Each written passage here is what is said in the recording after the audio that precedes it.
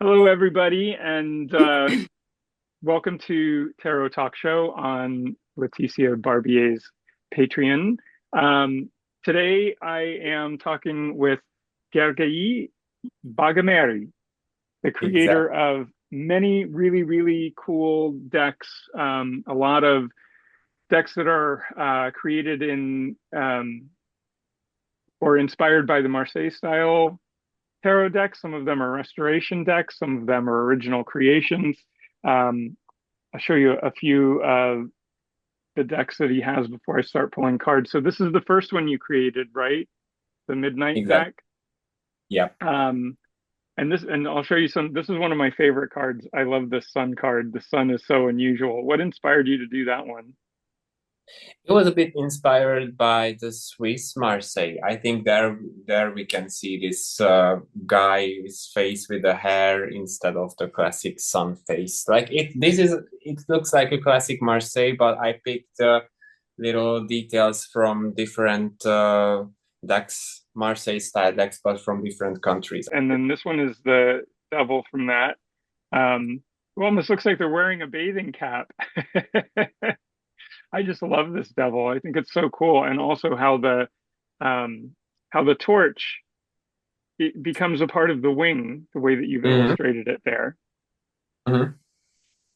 Um, and then the Taroki 23 was one of your original Yeah. creations, and I think among your most popular until the new one came out, right? I mean, I think people really like these dour looking faces in the characters of the major arcana, and the colors are so vibrant and unusual.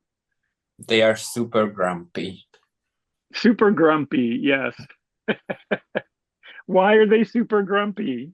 I don't know. I wanted to overdo these these tired and grumpy faces from the Marseille decks because they are also in the French decks in the old ones they have this little bit of grumpy faces, but I wanted to overdo it a little bit. Like I wouldn't say it's a caricature of the Marseille decks, but in a little way maybe it is.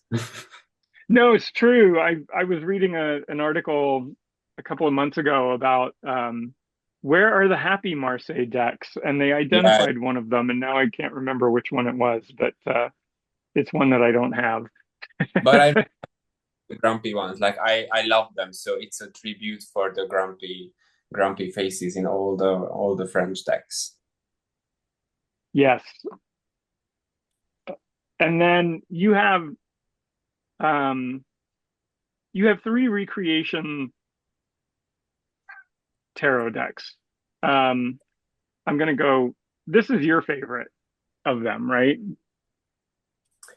Yes, I really like this one. This is the Italian one, the Milanese tarot.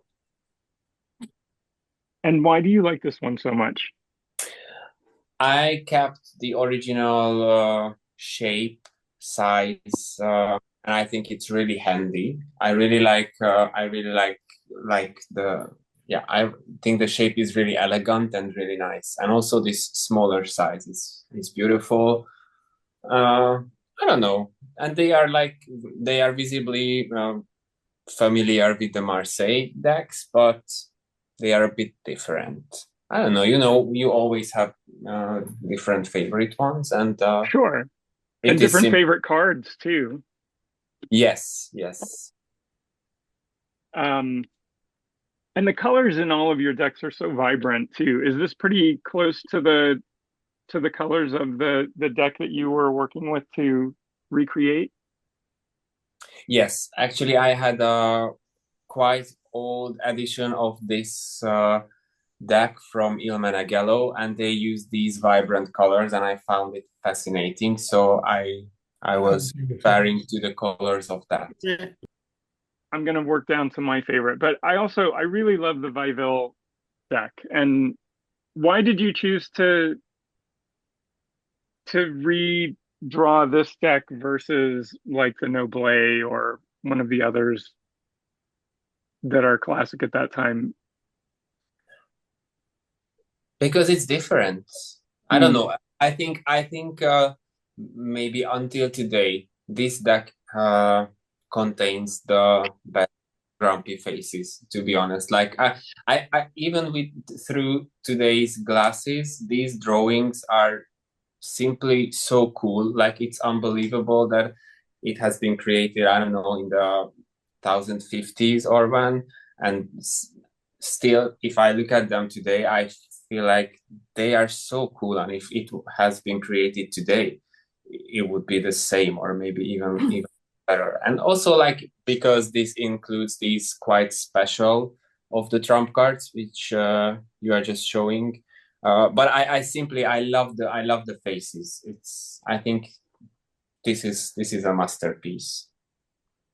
I agree with you, and I think although I mean she looks a little grumpy, but these folks look pretty gentle and kind. Empress looks like maybe something is not okay. And actually, I'm really attracted of the court cards in this one. Like this deck made me like the court cards because they are usually quite hard to handle during a reading, I think. But somehow in this deck, they are so cool that I they made me want to read the court cards as well. Like yeah. I think they are really nice. Yeah, it's a beautiful deck. It's one of my favorite tarot decks. I also think that the illustrations of the pips and the embellishments in the pips are really elaborate and distinct from other Marseille Mm-hmm. decks. And I love that the pips are so imperfect, so asymmetrical, so natural somehow. Hmm. They still have these geometric shapes, but also they have something organic due to this asymmetry and these natural lines. Yeah, no, it's true. It's like they're you can see that this isn't a mirror of this side of the Yeah, card. yeah. Yeah, that's really cool. I don't know that I ever noticed that in there before. Um, And also, I think this deck is super mysterious because what we consider as the original one, it's I think you guys know that it's a mirrored version of this, and there are still two schools. One is saying that it's on purpose that it's mirrored. One says that it's a mistake that it's mirrored, and I myself think that maybe it's a mistake. And I read theories about both, and I found more uh, reasonable thoughts about the option that it's a mistake because mm, uh, because yeah, maybe the engravers were beginners and it was really expensive to work in the card industry those times. So the artist employed beginners who engraved the drawings, and maybe that was a mistake, and they forgot to mirror the wood blocks. So I mirrored them. oh wow. Also So because yeah, you made the correction. I fixed it. Yeah, no, like I think both versions can be valid because if I would have kept the original orientation, they would refer to the Swiss decks, I think, because they are typically the opposite of the Marseille directions. But it's a French deck, so I thought that maybe it would be nicer if they would be aligned with the Marseille system. Yeah. Yeah, uh it's such an unusual deck and It out is. of the mainstream of so many of the other Marseille style decks of its time. Um,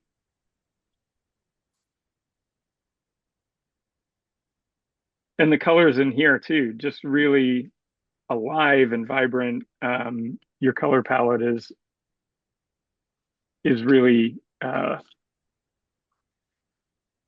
oh, sorry, I just saw the sun. I just wanted to it's talk a little bit about the sun card. It's so creepy. Yeah, but it's just an additional fun card, so it's Maybe it's more Marseille-like. But yeah, I created those 5 extra cards for this to entertain those who are using the deck, and of course myself. But I'm surprised the colors are vibrant. I always thought that they are so nice, muted, and quite autumny. I remember when I was making or working on these drawings, it was autumn, and I was inspired by the colors in the nature when I tried to fine tune the tones. Of course, I tried to refer to the original one, but I usually clearly remember which deck was created in which season, because somehow the colors are always influenced by the season, or maybe the deck which I choose to work on is influenced by the season. You never know, but I think That's they are good and nice, or autumny, or at least yeah, for me. sort of gray skies and golden Yeah, and also, tones and deep greens. yeah, the greens are so nice and deep, as you said. Yeah. Yeah, it's gorgeous. I love it. Okay, so my favorite of your reproduction decks, because it's such a weird deck, is um the Tarot of Paris, which Yes, is I love this deck because it is so strange, right? it's strange. Exactly. I mean, this I said the other sun card was creepy, but this monkey um is so bizarre in holding the mirror up to this maiden who seems clearly intimidated in this card. But this is this deck, and every card in it, um, there's so much movement and so much um, creeping creepiness um, and strangeness in it. And it's so Why did you mysterious choose to do this deck? because it's similarly to the Weevil, where we have some sort of mystery about the orientation. Here we have an even bigger mystery because nobody has the clue who created this deck. It's simply, I think, really interesting, and it's so unique. Like it's, if I'm not mistaken, it's the first French tarot deck. What still remains? I mean, the full 78 cards. There are no missing ones. So this is the oldest French tarot deck. What we know card by card when it comes to the full deck, and the drawings are so beautiful, so busy. Sometimes I think a big spread can be even overwhelming with these cards because so much is going on. So it's, I think, Yeah, really nice to have only a 3 card spread with the Paris.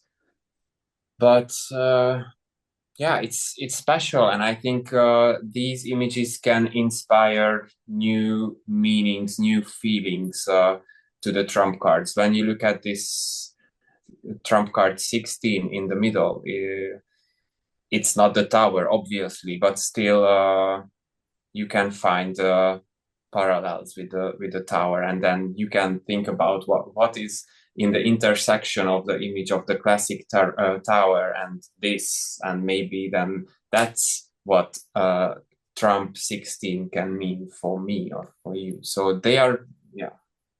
it, It was hard. It was really hard, and it took quite a long time to redraw these images. But I think it was worth it because they are so rich and there is so much going on that it's a pleasure to read with it. it was totally worth it because this is the best edition of the Tarot of Paris that I've encountered, and I think that I have four of them. Thank- Um, And to yeah, be honest, I chose to restore it because I'm a bit selfish as well, and I wanted to have a nice and clean version of it, and I could not find any on the market. So I'm happy that you say that because that's a confirmation that it was worth it. oh, definitely, I definitely. I whatever I create, I usually want to do it for myself, but then when I post photos of it, people are messaging from time to time if it's going to be published or released or something. So I'm happy that fellow tarot readers are interested. And we talked about this a little bit the other day, but in your reproduction decks, you reproduce card backs that are um, uh, reflective of the original cards. But in your card decks, in your original card decks, you just do plain colored backs. Yeah, And I really love that. I think that there's a strong history of that as well in a lot of the older decks, particularly in the 18th and 19th century. Um, but why did you choose to do that? as you said, it was not my idea. Like people already have done it a few hundred years before, and because one of my keywords, even I think one of my ars poetic word can be simplicity.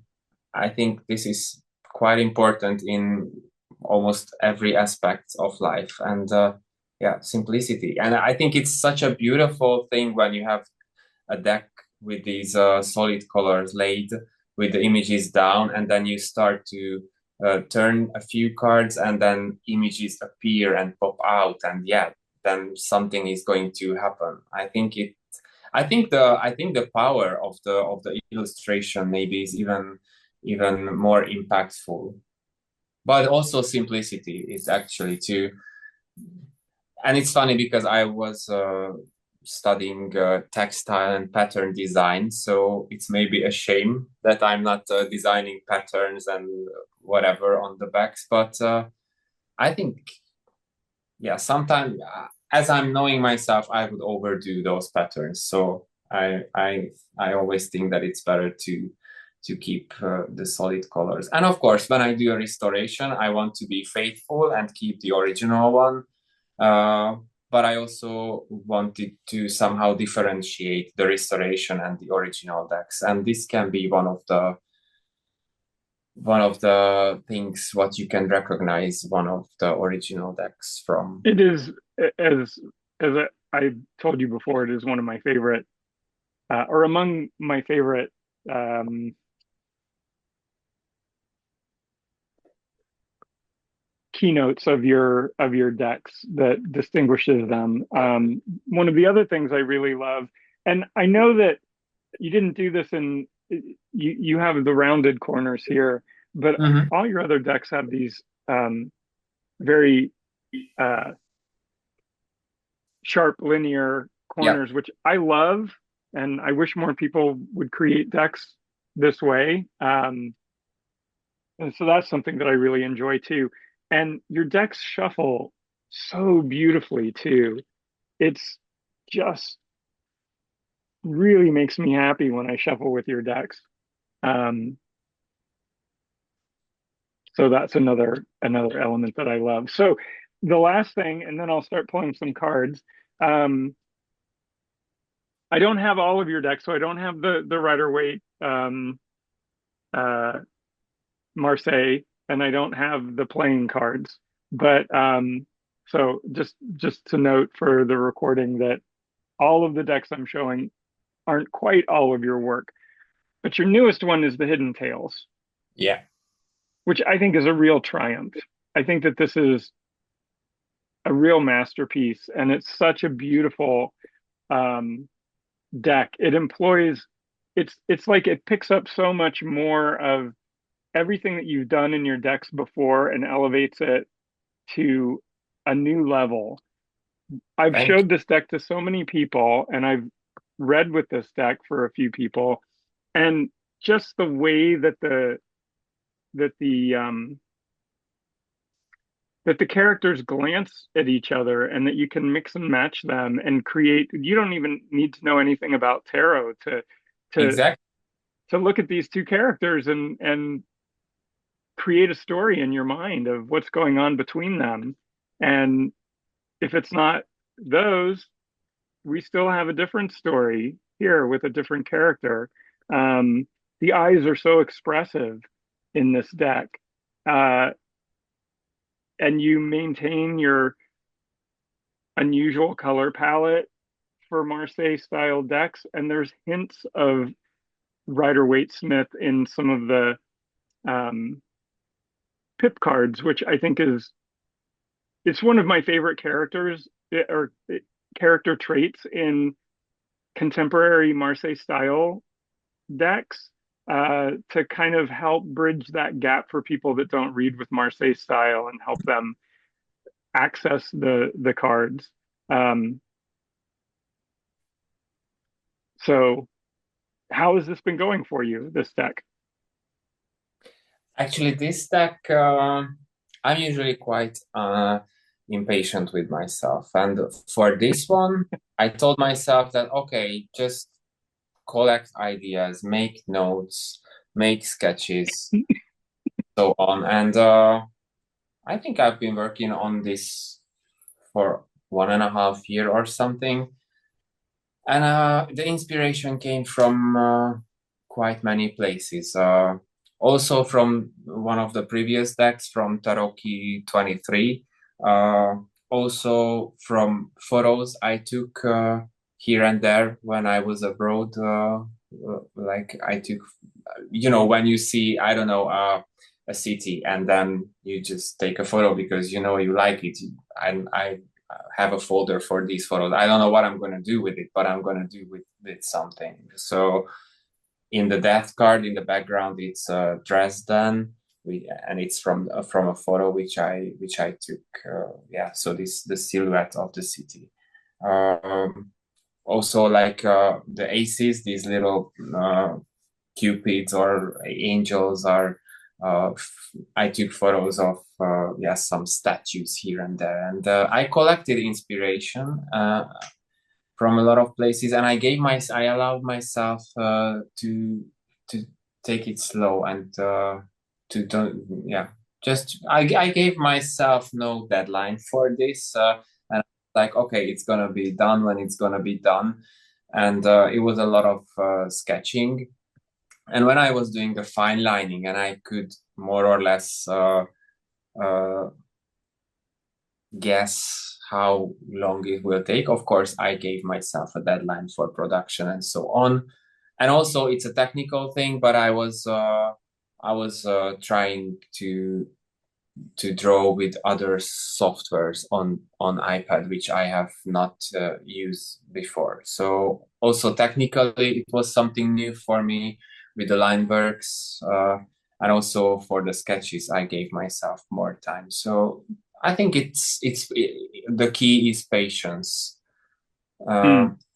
exactly. Sometimes I find the Rider-Waite cards, the minors, inspiring and easy to read with, but somehow that deck is so unfriendly for me, or I don't know. I have it, but I'm never using it. So just like you said, I wanted to somehow bridge to give hints of meanings, but do not be so as specific as the minors are on the Rider-Waite cards. I love your Three of Swords.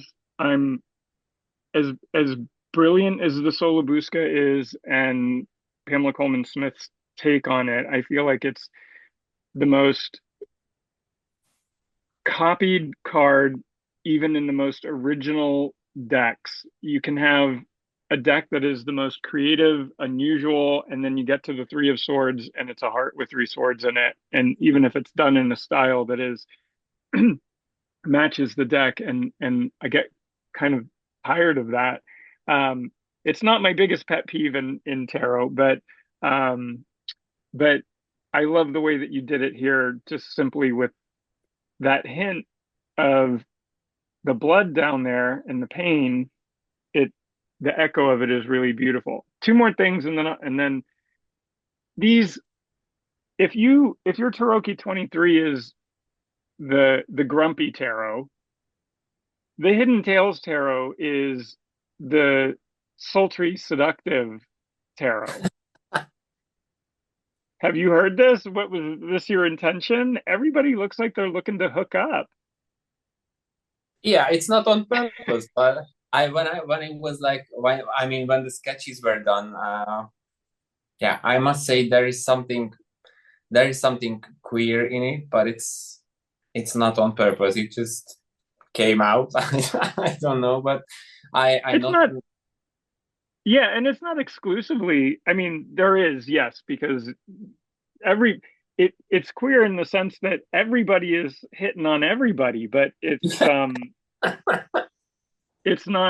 I mean, these looks are very playful as well. Playful Oh. and um yeah. So I'm just gonna point out one other card in case I don't pull it that I really love in this deck, and that's the Wheel of Fortune. Mhm. What inspired the portrayal of the wheel in this way with the pigs? If I'm not mistaken, there are decks where instead of the pigs, we see donkeys or half human, half donkey Yep. creatures. And that I also like. In Tarot Kit 23, I simply drew some strange creature on the bottom of the wheel, but here I wanted to visualize this transformation that once, yeah, exactly.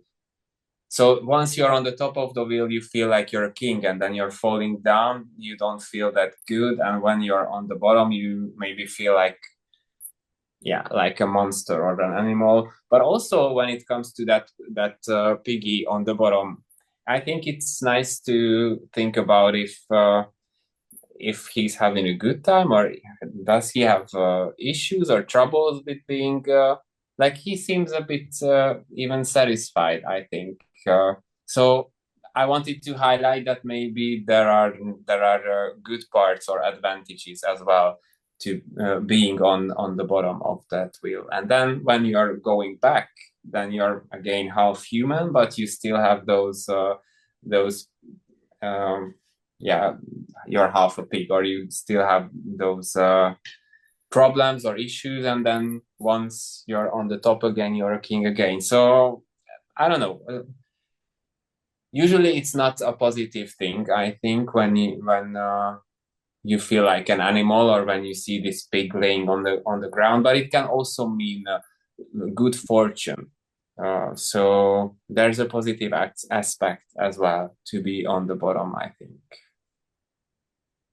Cool. I love that. There's something very Shakespearean in that card to me, and in that particular portrayal of that card. So we're halfway through the show, and I haven't even bothered to pull a card yet because I love talking about and showing off your decks. They're really unusual and playful and fun. So I am now going to pull a card. And I'm going to work with your Hidden Tales tarot because I think it's so fun. So, uh, this our page. So we have the Page of Swords. Mm-hmm. You were talking about in now I've forgotten. Was it in the Vivel deck? How you really love the court cards in that deck, Mm-hmm. and how they help you access more immediately some definition of those cards in a reading. What do you make of the Page of Swords, and how does the Page of Swords embody potentially maybe where you're at in your life right now? Good question. I don't know. In general, with the court cards in this deck, I wanted to make them more dynamic. And while in the trumps, you may see reference of other decks, these are created again from photos of statues, what I took, or it even happened that I just tried the posture myself, and I took a photo of myself to see, not this one, but with some of them, to see how the posture feels and how it looks. Uh, but it still keeps the essence of what the original or the Marseille Page of Swords has. Like there's this giant sword, and we are not sure if the guy is able to even lift it or hold it properly. Not mentioning about to fight with it. Um, I like that, and it's on purpose that it's hard to decide if this is a kid or a young adult.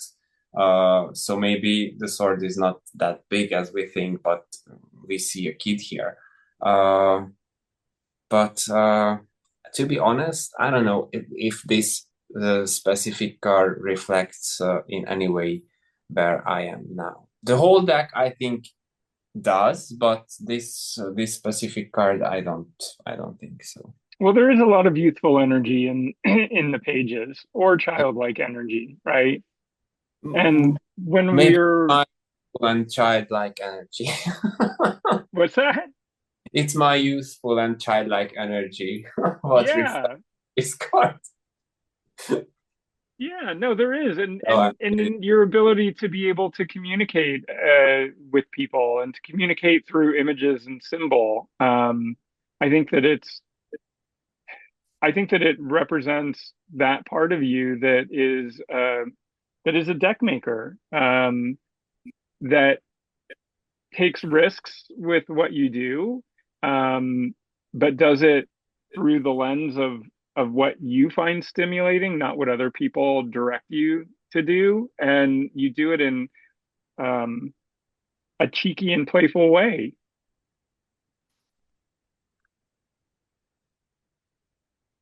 Let's see what's next. Oh, the Empress. hmm. I think that this is also an interesting card for you because of the nature of what you do. This is all now starting. I mean, these two cards I think speak a lot to you as a creator and as a deck maker. Um, this isn't your first deck. You have a proliferation of decks. What, six, seven, eight? You've created eight decks. Hmm. You're thinking about what the next one might be. It doesn't seem like there's a place where it ends for you. Um, and in addition to being prolific in the Garden of Tarot, you have created a lot of different characters in your decks, and they're almost like your children. You mean? That that the characters, that the love that you feel or that you infuse Ah, you mean, okay, okay. when you're drawing different characters, there's I think of you as a father to these characters, you know, or Mhm. a mother, Yeah, you know, that nurturing sense of bringing these these different decks to life, these different cards to life. yeah, but I can totally relate to what you're saying, and I think that is what always comes to my mind when I see this specific card, the number three, that it's a bit of responsibility, and that whatever you initiate or start, you're a bit responsible for it. And yeah, it's about the archetype of being a mother, but it doesn't necessarily have to be a child, but it can be a project you just started. So I can totally relate to this. Or a What you're kingdom as it's Yeah. represented here and represented in so many of the Marseille, really, right? In a lot of the Waite-Smith inspired decks, you have the Gaia like Mother Nature element of Hmm. in represented in the Empress, Yeah, fertility and all of that. And here yeah. you have that motherly nature represented, but it's through the lens of the ruler of a kingdom, or you know, one of the rulers of a kingdom, and how they look at their child. I think of like all of the clothing that she's wearing here, and all of the accoutrement and the embellishment on the the throne, um, and how that is a different representation of the abundance that the Empress represents. Mm-hmm. And also, like when creating this deck specifically, I tried to have the holistic view, and with the trump card number 4 with the Emperor, which is naturally there's a connection as they are neighbors or they come after each other on purpose. Here I wanted to strengthen this mother archetype and this Empress, this how to say, this mature energy, because the Emperor is quite unusual here. This is a young guy, and one of the main inspirations with this card set for me was like fairy tales. That's even Mm-hmm. where the name comes from. And in my head, of course, there is often a story between the cards and between the Empress and the Emperor. For me, it's like a mother and son. And I don't know. I imagine that maybe the old Emperor died, and his son is taking the kingdom, and his mother, if you put the two cards next to each other, her mother is like still keeping an eye on him, but he's looking away from her mother because he's already managing the kingdom. So it's on purpose, and my intention was uh, to illustrate this figure as a as an adult mature female character, while the Emperor is an immature young boy, and I think it gives a nice new reflection also on the Emperor card. I'll But have to. I really can relate to, or I really agree with this. What you just said in the beginning about the Empress and about taking whatever you do in your life as it's your child. You should take care. Even if you plant a seed, you can treat it and you can take care of that plant from day one. You have to water it. You have to provide sunlight, whatever. So from the smallest to the biggest project or initiatives, you can treat whatever as your children. And as you were describing it, I'll have to try and find the Emperor before we go off. But I can see that sort of doting pride in her face, no matter who she's looking at, right? There is, but that's a very sweet card in a lot of ways, with that image. And I just noticed her gloves; those are really cool. Nice touch. Thanks. Um, Beautiful. I That's so funny. Like two of the cards that I pulled so far, and I've shuffled the heck out of this deck, and I shuffle it between each draw, but two of the cards are cards that I pulled to illustrate different things earlier. You're getting a lot of swords here. Mm-hmm. Yeah. So, I'm happy that you said that those few drops of blood is a nice depiction of what this card could possibly mean. Because I was thinking about maybe the blood is too much. Like I was not sure if I should do it, and I was actually during the sketching I was experimenting with the suit of swords the most, I think. hmm. But without the blood, it was a bit boring, I would say. So And it's very obvious.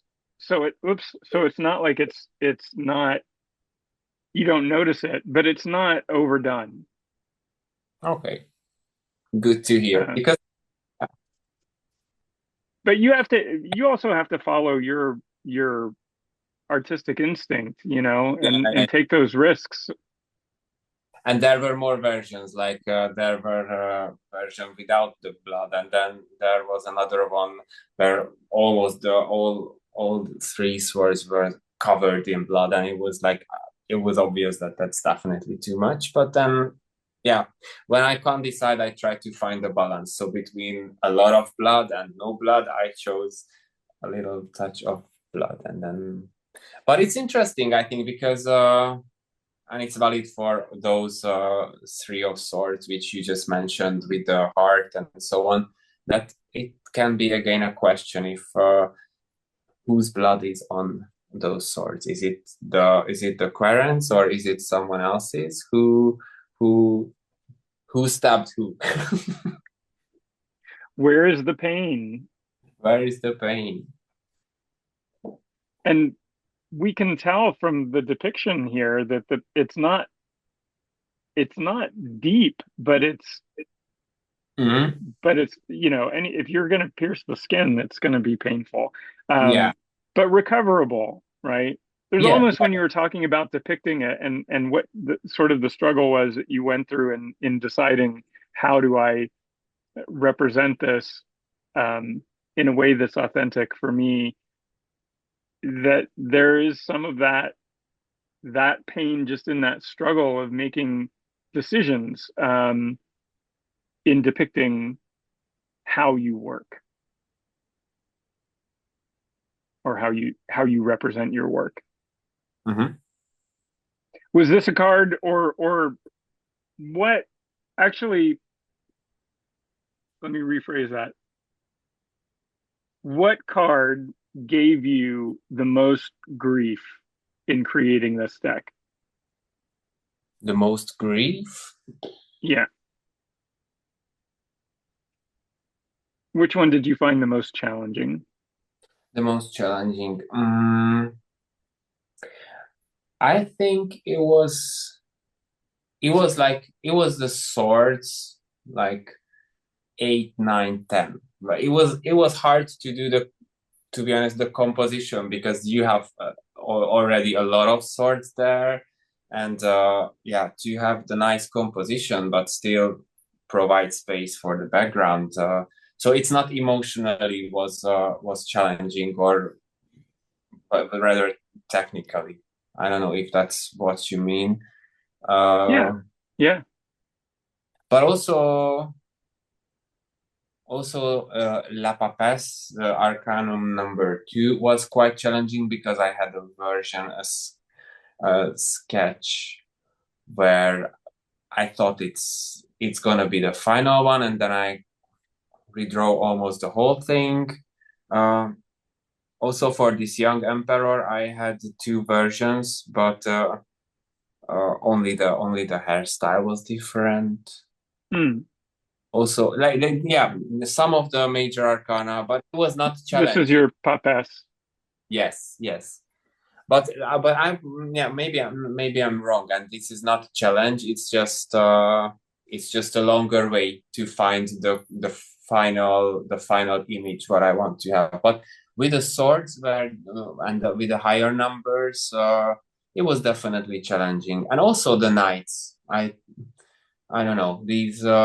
But the knights are so brilliant that they're inspired by, or are they inspired by the Minchiati Knights? They appear to be.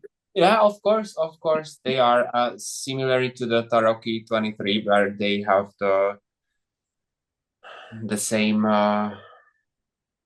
depictions, but still, I'm not like the anatomy of, and it's valid for the classic knights who are sitting on horses. But to draw the anatomy of the horses is, for me, to be honest, again, technically a bit challenging. So sometimes I see them weird, but I cannot decide that if it's because I was staring at the same drawing for, I don't know, hours, and I simply cannot see if it's okay or not, or so it was emotionally, there was no grief in the deck. Otherwise, I would have stopped, I think. I wanted to, sorry, I wanted to show the young Oh emperor yeah, as well, yeah. since you were talking about him. as the sun.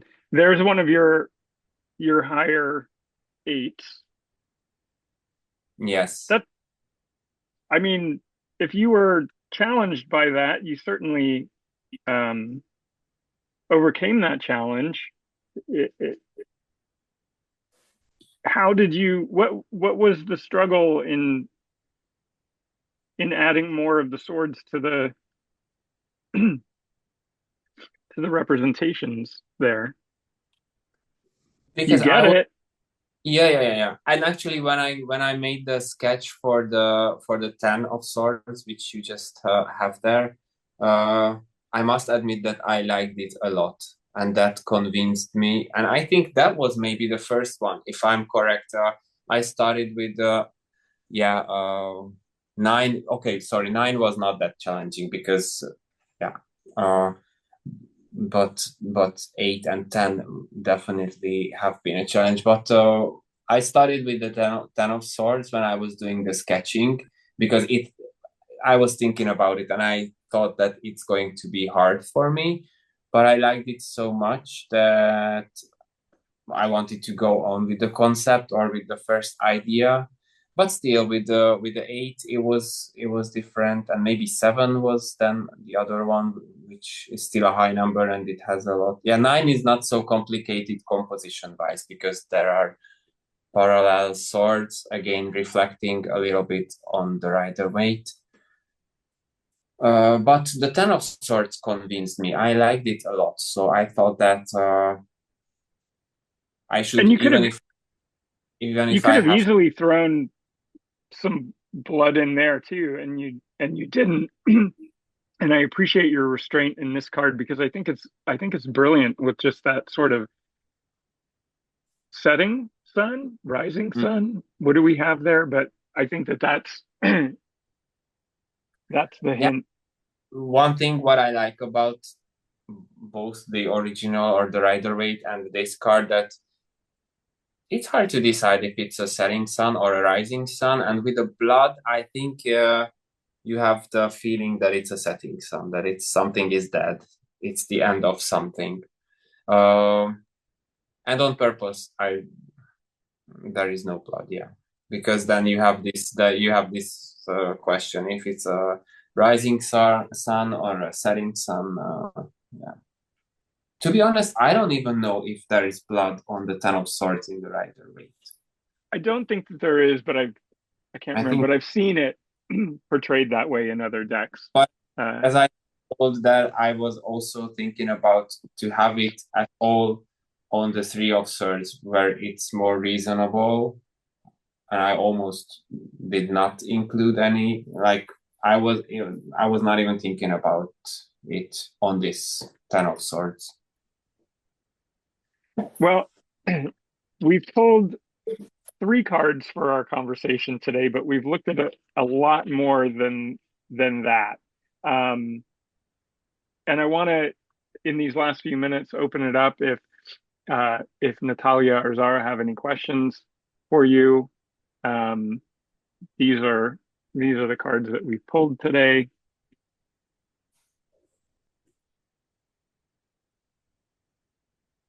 2 swords out of Yeah, 3.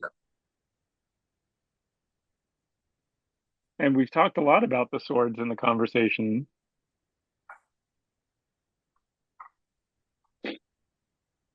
Does anybody have any questions that they want to ask? Yeah, Zara, go ahead. I'm just curious about if you how do you keep your inspiration going within a tarot community, or do you have a tarot community, and if the tarot community kind of informs you in your work?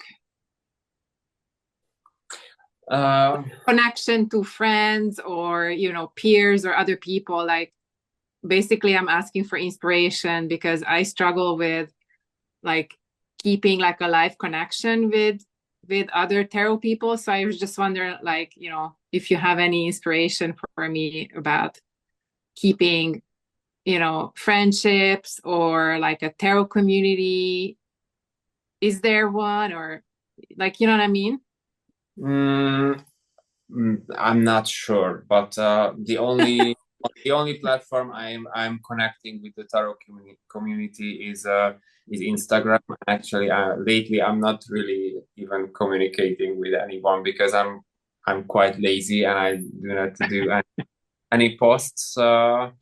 But it's also due to work and of course that in professional life I'm more busy. I don't know, but I usually say, and once I posted that the less I post, the more I do. Yeah, I think because yeah, when you're busy with something, you don't have time to keep in touch with others. But to be honest, 78 cards is a lot, and every time I'm doing the tarot deck, I tell it takes time and patience, and I always tell myself that this is going to be the last one, and then I would rather dig deeper into reading than creating the cards. And then after a while, whether it's maybe my suggestion would be restore your favorite historic deck, and then you will create something, you will draw something, you will have a connection with tarot cards. You can post it so people will contact you, you will have conversation. So when I have no idea for an original deck, I usually find again something from history, an existing deck which I love, and then I think and restoring a deck is a really nice practice as well. I think you can have technical inspiration as well, like oh I like the way he drew the hands, maybe I will do something similar. So I would say if you struggle what to create, then and you don't have to post it, you don't have to show it to anyone, maybe you just do it for yourself, maybe you draw your favorite 3 trump cards and make a poster for yourself, or don't even do anything. But I think restoration or redrawing something what exists already and fascinates you can be a good start. Or even for me, sometimes to do a restoration is inspired because some small details are annoying me in the existing deck. Like, don't get me wrong, I'm not like I was kidding when I just said that I fixed it, but yeah, you do it. So if you think that okay, I don't like the eyebrow of that character, then you draw the eyebrow a little bit different and maybe it will be more satisfying and you will have your own deck. I have more restorations which I do not even post with and do not even publish, but I have done it for myself. So I don't know if that's an answer or if it helps, but I meant more like, do you have a tarot community, so in who I meet in person with, you mean? yeah, like do you keep that, do you have that, or you just kind of like a lonely, like a lone wolf making your artwork and then that's it? Like, does tarot come out in other areas of your life, like? I'm a lone wolf making art. Okay.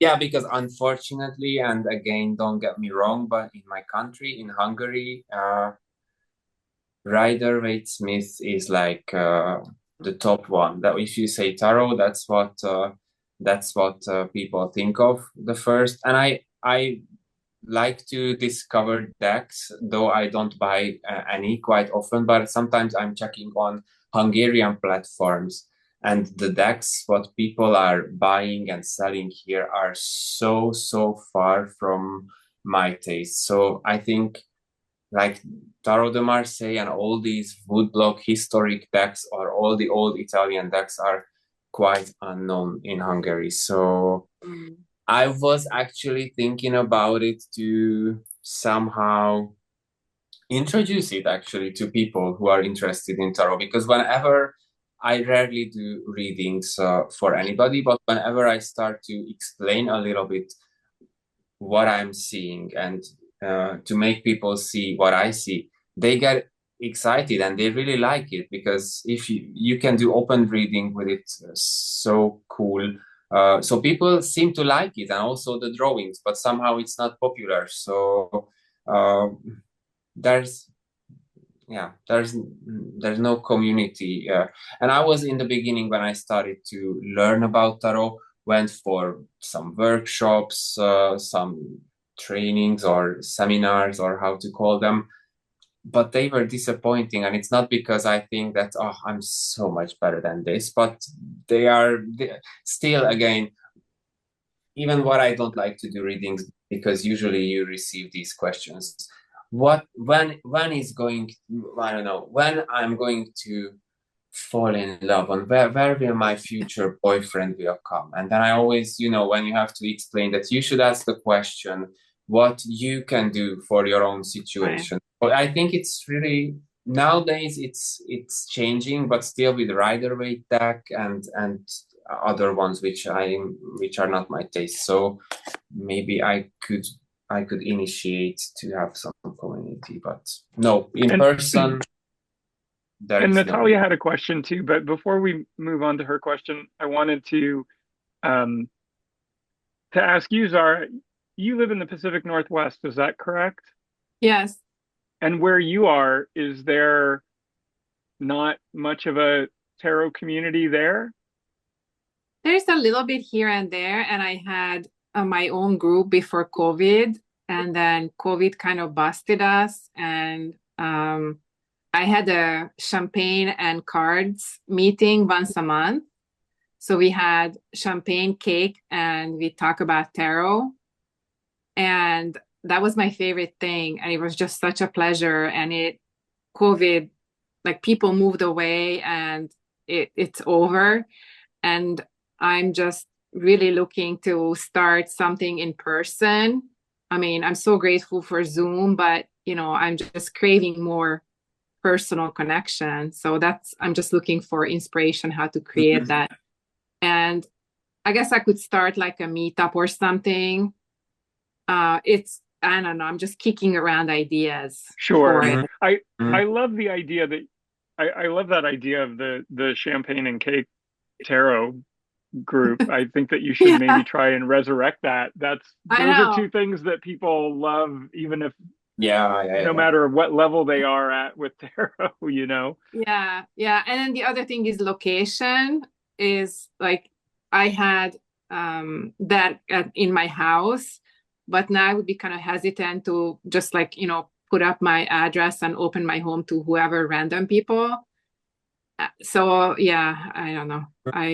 Are there, oh, go ahead, Gergely. And I just totally agree that when I was wondering about that, maybe I should initiate something or I should come up with something. I was struggling with where to meet, because Yeah. if I would do anything, for sure it would be like a face to face, like not online but offline, Right, to right. meet, touch the cards, to show images. So I totally agree that that can be an issue, but once one find a solution for that, then it pays off for sure.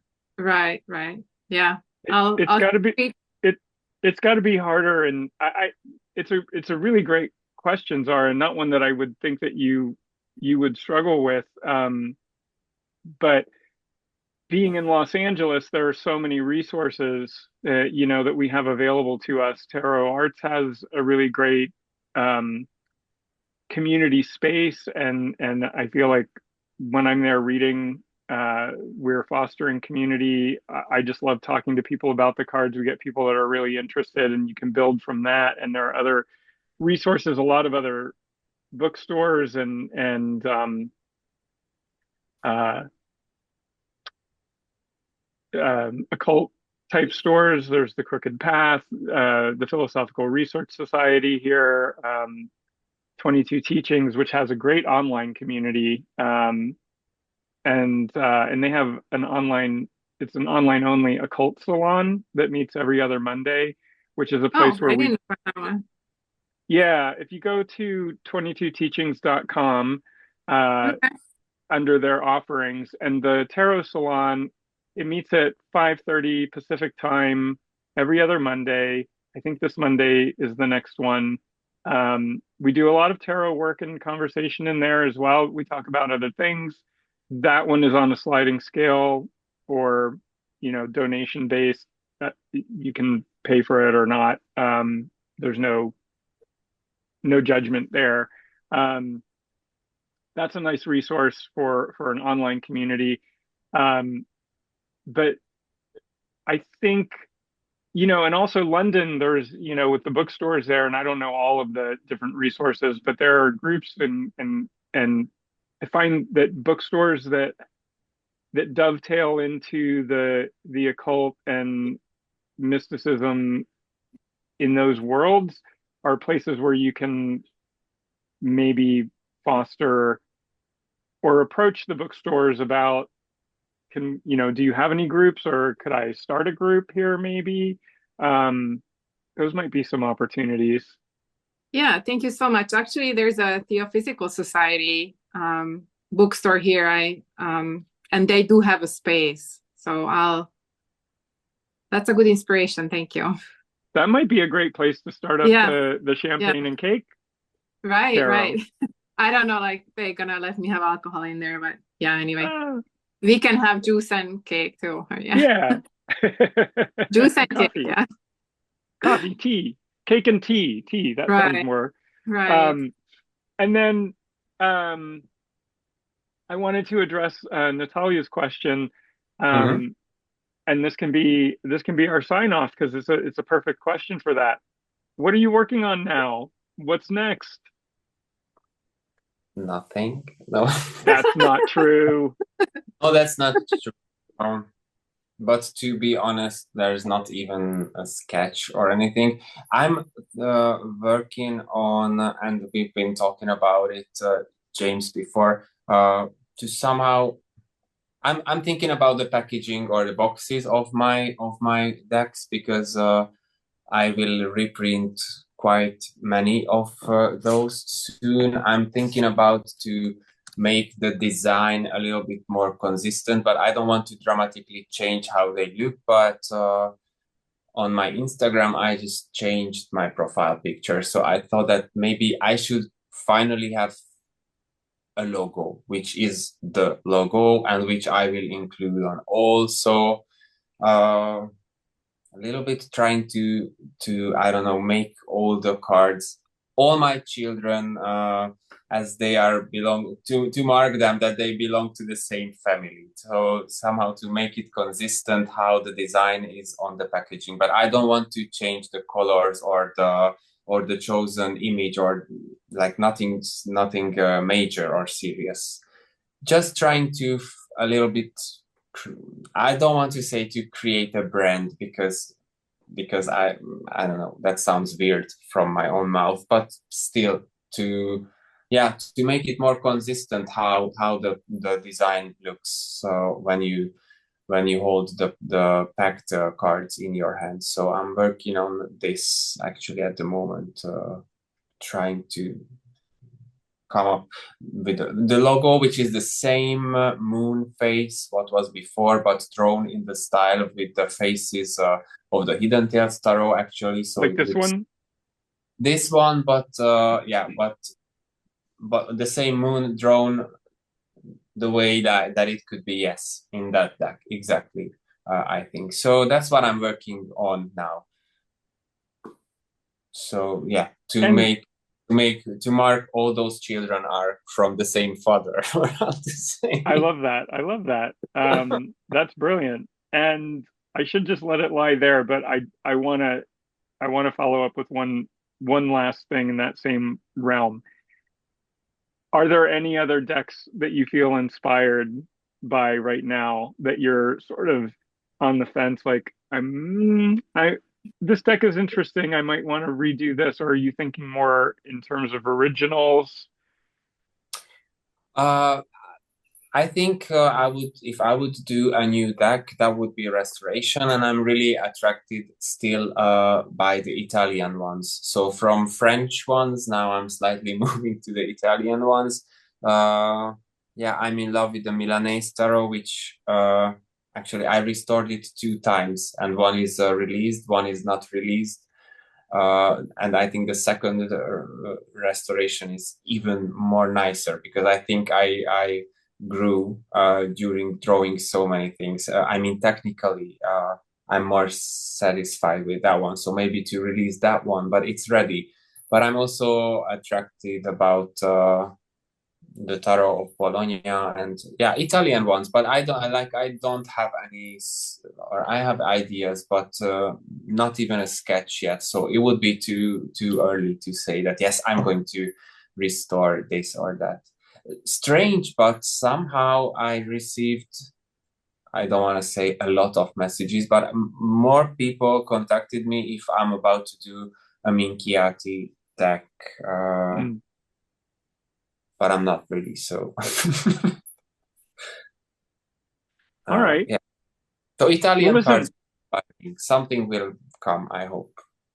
I'm sure it will, and I'm sure it will be wonderful, and we're all looking forward to it. So I just wanted to thank you so much for joining us today for Tarot Talk Show with Gergely Bagameri and on Leticia's platform. Thank you so much for joining us. I'm going to stop the recording.